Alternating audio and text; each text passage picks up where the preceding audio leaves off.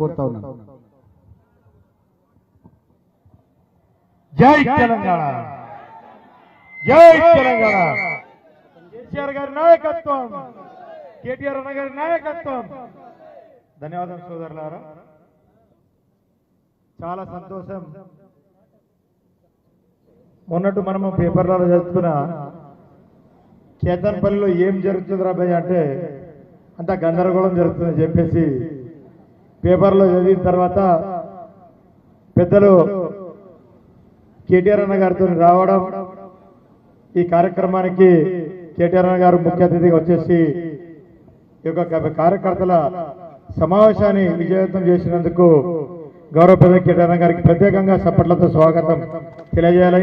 వారితో పాటు జిల్లా అధ్యక్షులు బాల్క శుభనన్న గారు, దివాకర్ అన్న గారు, మా సహచర సోదరిమణి ఎమ్మెల్యే మా లక్ష్మక్క గారు, అదేవిధంగా మాజీ శాసనసభ్యులు అన్న కోనేరు కోనప్ప గారు, వారితో పాటు చాలా మంది పెద్ద సోదరులు, మున్సిపల్ చైర్మన్లు, వైస్ చైర్మన్లు, వారితో పాటు ఇక్కడ ఉన్నటువంటి బీఆర్ఎస్ పార్టీ కుటుంబ సభ్యులందరికీ పేరు పేరు నా యొక్క నమస్కారాలు తెలుసుకుంటున్నాను. నిజంగా ఇప్పుడు చాలా మంది చాలా వ్యక్తులు మాట్లాడుతూ ఉంటారు. మీరు ఒక్కటే దయచేసి మన దిమాగ్లో ఒకటే పెట్టుకోండి.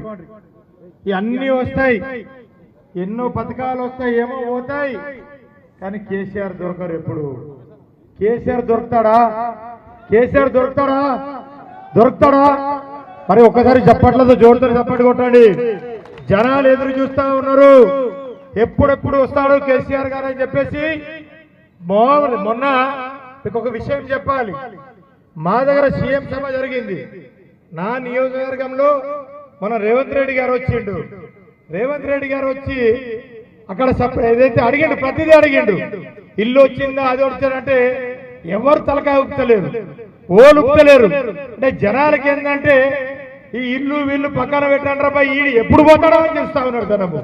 ఈ రేవంత్ రెడ్డి ఎప్పుడు పోతాడు, కేసీఆర్ గారు ఎప్పుడు వస్తారని చెప్పేసి ఎదురు చూస్తా ఉన్నారు. ఆ సభలో మా దగ్గరికి వెళ్ళి ఎవరు రాలే. మా దగ్గరికి వెళ్ళి అక్కడ ఏదైతే మా నియోజకవర్గంలో మీటింగ్ జరిగింది, కానీ మా అక్కడ ఎవరు రాలే. మొత్తం మంచిర్యాల వచ్చిండ్రు, మొత్తం మంచిర్యాల బస్సులే. మీరు ఆడికెళ్ళి ఊడిపడ్డారు రాబాయ్ అంటే వాళ్ళం బలవంతంగా 1000 రూపాయలు విస్కీలు తీసుకొని వచ్చినట్టు పాపం. కానీ వాళ్ళు వచ్చిండు, వేల మంది వచ్చిండు ఇక్కడికి వెళ్ళి, కానీ ఓళ్ళు సభలు కొడతలేరు.